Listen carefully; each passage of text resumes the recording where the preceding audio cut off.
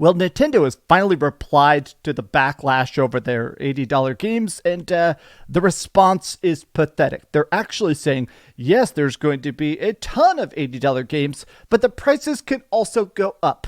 We may see a $90 another game like Mario. We could see some $100 Zeldas or Xenoblades. And I want to talk about this because this isn't some random employee. This is the official statement that just came out from the head of Nintendo of America, Doug Bowser. But that's not all. They also announced stick drift is coming back. The stick drift on the Nintendo Switch 1, which actually led to multiple lawsuits that Nintendo lost, they said, yes, we're still using the same technology. It would cost them 1% more to actually fix stick drift forever, but they said, no thanks, we'd rather get the most profit possible.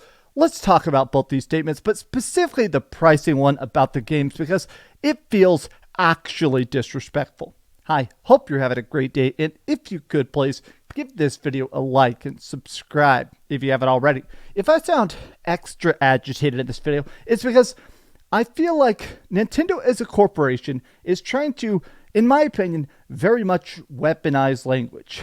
This term right here, variable pricing, this is something fans have been pitching for almost 10 years. For like the last 8 years, there has been this idea that's been kicked around a lot, which is that shorter games or lower budget games should just be cheaper. Not because it's demeaning to it, but basically, okay, if we can make a cool 5-hour indie game charge you like $10. Okay, that means more people are going to try it, more people are going to buy it, and that gives you a bigger budget for your next sequel, your next big idea. Or if you are making a game that is a tight 10-hour story, maybe that's worth $40 if it's got a lot of replayability, $50. The whole idea is literally not just paying for what you're getting, but also kind of just conveying the size of the game, even looking at the price tag. Well, now he's saying this.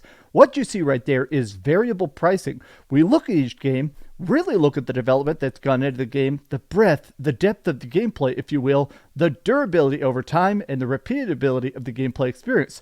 These are all factors, and there's many more that go into the consideration of what's the right price for the game.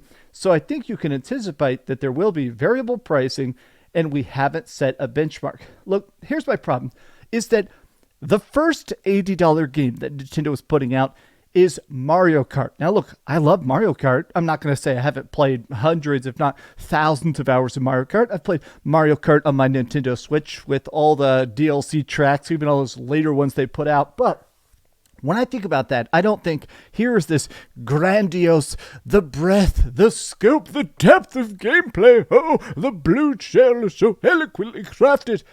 This should be, in my opinion, the cheaper one because you know it's going to sell 50 million copies. The original version of Mario Kart 8 Deluxe, that thing on Nintendo Switch sold something insane, like 95 million copies. You're trying to tell me you just accidentally came upon that price? No, you're specifically trying to pick the game that you think is going to make you the most billions and billions and billions of dollars. And to me, I don't think at all they're trying to convey the prices are going down. I think that there's a good chance that, I don't know what Metroid Prime costs, but I imagine it's probably 70 or 80.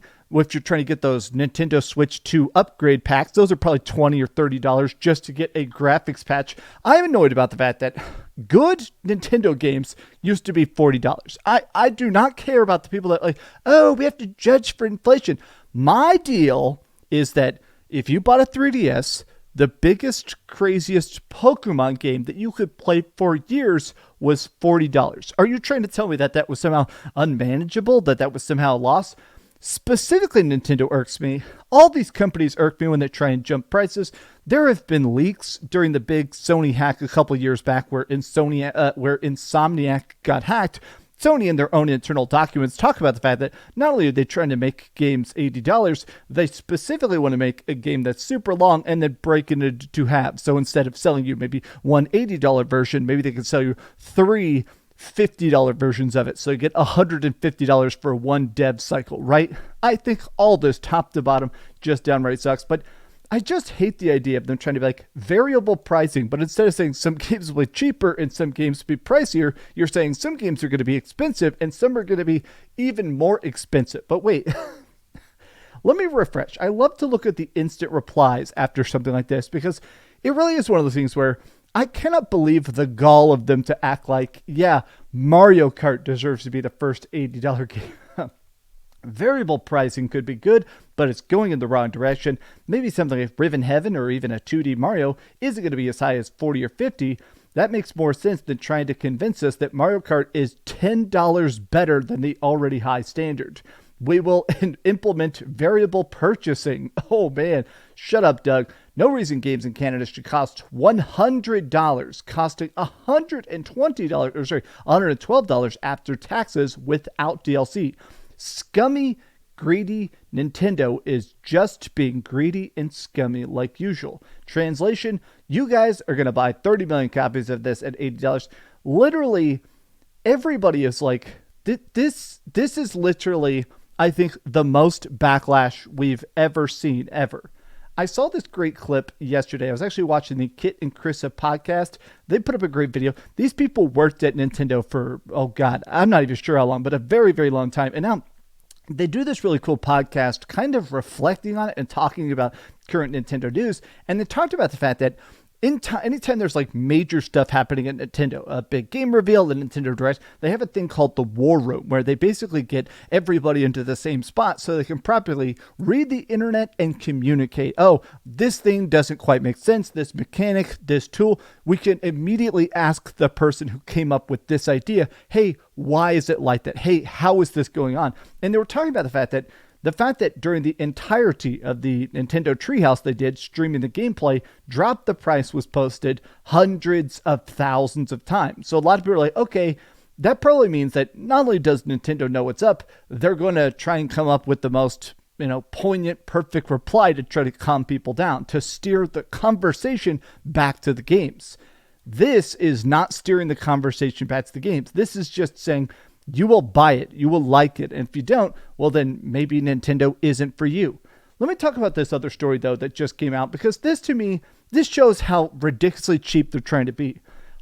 Joy-Con 2 controllers have been designed from the ground up. They're not Hall effect sticks, but they feel really good. Now, multiple people are reporting on this. Maybe you're like, what does that mean? Essentially, some controllers use sort of a grinding system inside of it, a little sensor that tells how much you're moving the stick, and it will eventually wear down. Whereas some, all the way back in 1999, the Dreamcast actually figured this out. Instead, Hall effect is a series of magnets. Nothing physically touches inside of it. So instead, it's actually able to last forever. Hall effect sticks not only don't drift ever, but you can play the hell out of them forever and ever and ever. And these aren't really that much more expensive. This thing right here, this is a GameSir freaking thing. This right here is a $44 controller that has, well, Hall effect sticks. This shows the fact that they're legitimately just trying to be cheap. They're legitimately just trying to say, how much can we actually just squeeze out of every single fan? Will they come pre-drifted this time? Least surprising announcement from Nintendo thus far. Nintendo just going for maximum profit margins. This is what happens when you have a CEO that is not a gamer, but is just a finance guy. I have seen people talk about, and this is something they actually said, I'm not taking credit for this, this is something Kit and Krista actually brought up that was interesting, is they said, inside of Nintendo, for years, you'd have a person in the room that was a hardcore gamer, a person that was an employee of the company, but could help say, hey, that's not going to be good for the people actually buying this. Hey, this messaging, this talk, this price, this entire system is bad for the person that's trying to buy it. I want to make this not just fun to play, fun to buy. I want it to be exciting before it comes out. Nintendo focused on always keeping things light and fun and happy. And I think for the first time with this new branch of big people that have now taken over Nintendo, people are starting to say, oh yeah, even if they make bright, happy games, this is a very soulless corporation that will just screw you to get a 2% better profit margin. This top to bottom, it is pathetic. This is actually pathetic. But how do you feel about the current state of Nintendo? And how do you feel about the $450 price tag? And how do you feel about all these $80 games that deserve to be $80? What a pathetic freaking excuse. Thank you for watching this video. If you could, please give this video a like and subscribe if you haven't already. And if you could, please keep dreaming. I actually have a super long video written that I'm not sure I'm going to film, but I'm kind of tempted to do it. I want to do a video about the history of video game prices. I kind of want to talk about how retro gaming used to be cheap, why I'm DreamcastGuy. I used to be a broke kid. I could only afford the games out of the discount bin, which used to be Dreamcast games. I kind of want to talk about how cheap games have always been such an important part of gaming, and it kind of feels like, in general, cheap games are just gone. Retro, current, backlog, everything is just kind of gone, and it's very weird to see. But thanks for watching. I'll do a video about that sometime.